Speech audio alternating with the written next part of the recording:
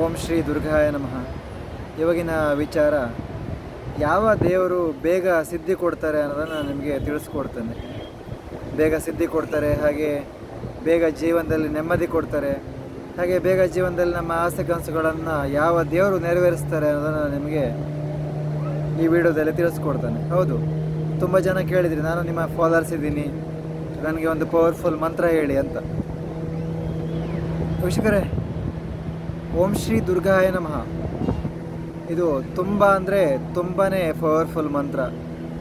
ಈ ಮಂತ್ರನ ನಾವು ಬೆಳಗ್ಗೆ 3:30 ಸ್ನಾನ ಮಾಡಿಕೊಂಡು 4 ಗಂಟೆಯಿಂದ 5 ಗಂಟೆವರೆಗೆ ಬಾಯಿ ಬಿಟ್ಟು ಹೇಳಬೇಕು ಓಂ ಶ್ರೀ ದುರ್ಗಾಯ ನಮಃ ಅಂತ. 5ರಿಂದ 5:30ವರೆಗೆ ಜಪ ಮಾಡಬೇಕು. ಆಮೇಲೆ ನಮ್ಮ ನಿತ್ಯ ಕೆಲಸ ಕಾರ್ಯಗಳನ್ನು ಮಾಡ್ಕೊಂಡು ಹೋಗ್ಬೋದು. ಹೀಗೆ ಮಾಡೋದ್ರಿಂದ ನಾವು ನಮ್ಮ ಕೆಲಸ ಕಾರ್ಯಗಳು ಚೆನ್ನಾಗಾಗುತ್ತದೆ. ಹಾಗೆ ನಮಗೆ ಜೀವನದಲ್ಲಿ ದುಡ್ಡು ಕಾಸು ಕೈಯಲ್ಲಿ ನಿಲ್ಲಬೇಕು ಅಂದರೆ ದುಡ್ಡು ಕಾಸು ಕೂಡ ಕೈಯಲ್ಲಿ ನಿಲ್ಲೋ ಥರ ಶ್ರೀ ದುರ್ಗಾದೇವರು ಮಾಡಿಕೊಡ್ತಾರೆ.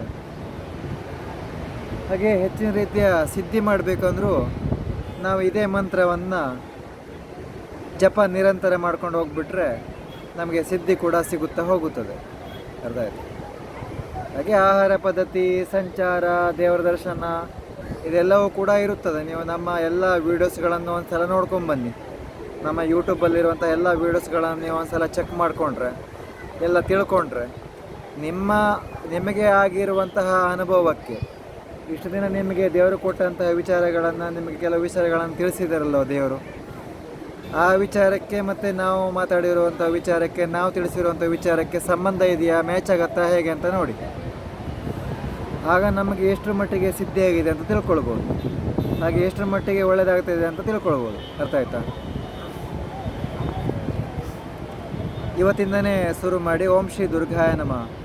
ಓಂ ಶ್ರೀ ದುರ್ಗಾಯ ನಮಃ ನಾವು ಬೆಳಗ್ಗೆ 1 ತಾಸು, ಸಾಯಂಕಾಲ 1 ತಾಸು ಹೇಳೋದು, ಜಪ ಮಾಡೋದ್ರಿಂದ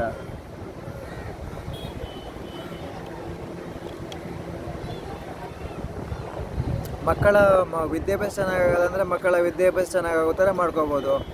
ಹಾಗೆ ಗಂಡ ಹೆಂಡತಿಯಲ್ಲಿ ಹೊಂದಾಣಿಕೆ ಇಲ್ಲ ಅಂದರೆ ಗಂಡ ಹೆಂಡತಿಯಲ್ಲಿ ಹೊಂದಾಣಿಕೆ ಬರೋ ಥರ ಮಾಡ್ಕೋಬೋದು. ಹಾಗೆ ಪ್ರೀತಿ ಮಾಡಿದ ಹುಡುಗ ಬಿಟ್ಟು ಹೋಗಿದ್ದಾನೆ ಅಂದರೆ ಆ ಹುಡುಗನ ಮತ್ತೆ ನಮ್ಮನ್ನು ಪ್ರೀತಿ ಮಾಡೋ ಥರ ಮಾಡ್ಕೋಬೋದು. ಹಾಗೆ ಪ್ರೀತಿ ಮಾಡಿರೋ ಹುಡುಗಿ ಬಿಟ್ಟು ಹೋಗಿದ್ದಾರೆ ಅಂದರೆ ಆ ಪ್ರೀತಿ ಮಾಡೋ ಹುಡುಗಿ ಮತ್ತೆ ನಮ್ಮನ್ನು ಪ್ರೀತಿ ಮಾಡೋ ಥರ ಮಾಡ್ಕೋಬೋದು. ಅರ್ಥ ಆಯ್ತಾ? ಶ್ರೀ ದುರ್ಗಾದೇವರು ನಿಮಗೆ ಅಂತಲ್ಲ, ಎಲ್ಲರಿಗೂ ಏನು ಬೇಕು ಅದನ್ನು ಕೊಡ್ತಾರೆ. ಆದರೆ ಸರಿಯಾದ ಮಾರ್ಗದಲ್ಲಿ ಭಕ್ತಿ ಮಾಡಬೇಕು, ಸರಿಯಾದ ವಿಷಯಗಳನ್ನು ಹೇಳಬೇಕು ದೇವರಿಗೆ.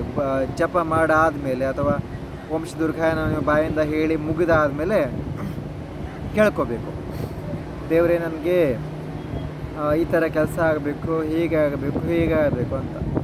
ಖಂಡಿತ ನಿಮ್ಮ ಕೆಲಸಗಳು ಆಗುತ್ತದೆ. ಹಾಗೆ ನೀವು ಪ್ರತಿನಿತ್ಯ ನಿಮ್ಮ ಮನೆ ಹತ್ರ ಯಾವುದಾದ್ರೂ ದೇವಸ್ಥಾನ ಇದ್ದರೆ ಆ ದೇವರ ದರ್ಶನವನ್ನು ಮಾಡ್ಕೋಬೇಕು. 5 ಸುತ್ತು ತಿರುಗಿ, ಹುಡುಗ ಆದರೆ ಸಾಷ್ಟಾಂಗ ನಮಸ್ಕಾರ, ಅದೇ ಹೆಂಗಸರು ಹೆಣ್ಮಕ್ಳಾಗಿದ್ದರೆ ಸಿಂಪಲ್ಲಾಗಿ ಒಂದು ನಮಸ್ಕಾರ, 5 ಸುತ್ತು ತಿರುಗಿ ನಮಸ್ಕಾರ ಮಾಡಬೇಕು.